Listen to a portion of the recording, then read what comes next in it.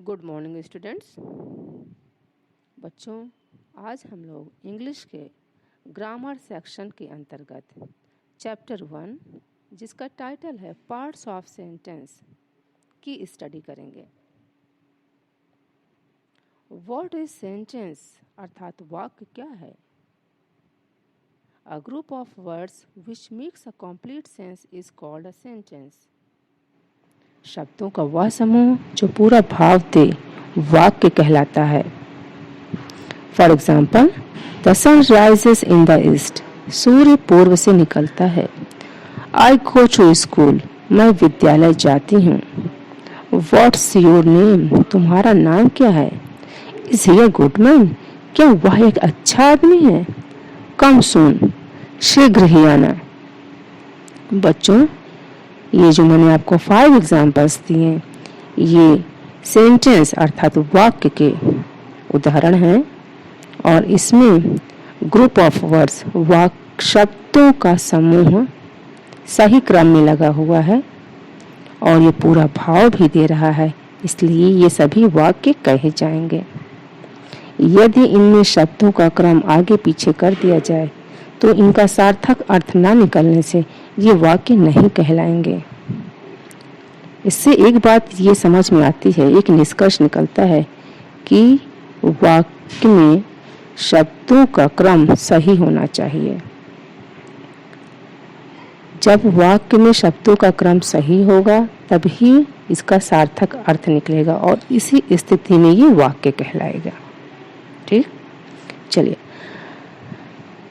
Now we will study about the parts of sentence अर्थात वाक्य के भाग। बच्चों, प्रत्येक वाक्य के 2 भाग होते हैं, सब्जेक्ट और प्रेडिकेट। सब्जेक्ट का अर्थ है कर्ता और प्रेडिकेट का अर्थ है विधेय। चलिए अब हम सब्जेक्ट के बारे में जान लेते हैं।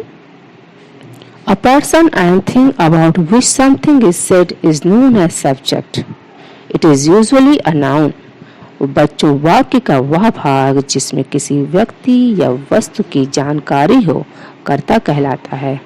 या हम यूँ कहें कि जब हम किसी व्यक्ति या वस्तु का नाम लेते हैं तो उसे सब्जेक्ट कहते हैं। चलिए अब हम प्रेडिकेट अर्थात विधेय के बारे में देखते हैं। Something which is said about the subject is called predicate. वाक्य का वह भाग जो कर्ता के बारे में कुछ कहे विधेय कहलाता है, अथवा जब हम किसी व्यक्ति या वस्तु के विषय में कुछ कहते हैं तो वह प्रेडिकेट कहलाता है। Let us understand it with the help of examples. चलिए इसे हम कुछ उदाहरणों के माध्यम से समझते हैं। Ram reads a book, Ram पुस्तक पढ़ता है। इस वाक्य में राम सब्जेक्ट है। क्यों? क्योंकि राम वह व्यक्ति है जिसके बारे में हमें कोई बात बताई जा रही है। यही राम ही इस वाक्य का केंद्र बिंदु है। ठीक, अब है रीड्स अ बुक। वाक्य का यह भाग या ये 3 वर्ड्स ये प्रेडिकेट की श्रेणी में आते हैं। ये हमें राम के बारे में जानकारी प्रदान कर रहे हैं। ठीक, दूसरा एग्जाम्पल है शी सिंग्स अ सॉन्ग, वह गाना गाती है। इस सेंटेंस में शी सब्जेक्ट है। शी के बारे में बात बताई जा रही है। शी ही वह है जो काम को कर रही है।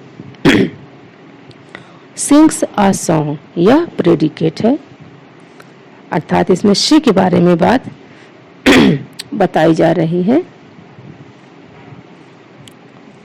चलिए अब हम आगे पढ़ेंगे सब्जेक्ट और प्रेडिकेट के भाग।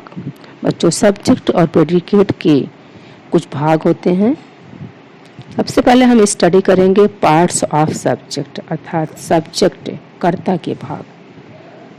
सब्जेक्ट के 2 भाग होते हैं, क्वालिफायर या एनलार्जमेंट, दूसरा है मेन वर्ड या हेड वर्ड।